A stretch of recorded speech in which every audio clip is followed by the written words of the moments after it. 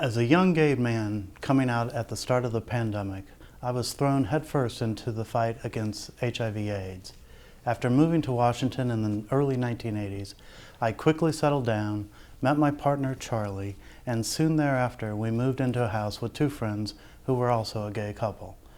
HIV/AIDS was becoming more and more prevalent as the decade of the 80s progressed. A week didn't go by without all of us grabbing the local gay community newspaper to read not the news, but the pages and pages of obituaries in the hopes we didn't know and or didn't miss another friend who had died from AIDS. Today, HIV and AIDS in America and around the globe are not and should not be death sentences. But in the first decade and a half of this disease, it largely felt that way to me. Between 1991 and the end of 1994, all three people living with me sadly passed away, including my partner of 11 years, Charlie, before the onset of first real effective AIDS treatments. For each one, I was their primary caregiver.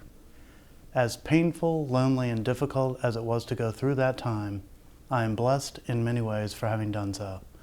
Although I don't have AIDS or the virus that causes it, I learned beginning at the very young age of 30 what really should matter in life.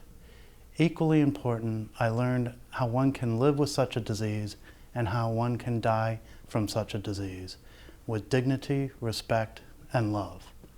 And I believe America learned a great deal as well. I partially credit the fight against HIV/AIDS for the growing acceptance of same-sex marriage in this country, for it was during that period in the 80s and 90s that same-sex couples were largely seen for the first time as loving couples and families caring for one another in the same way as any other family. Great advances in medical science are being made in the fight against HIV/AIDS. I pray these advances continue to succeed and that we can someday in my lifetime talk about HIV/AIDS only in the past tense. Thank you.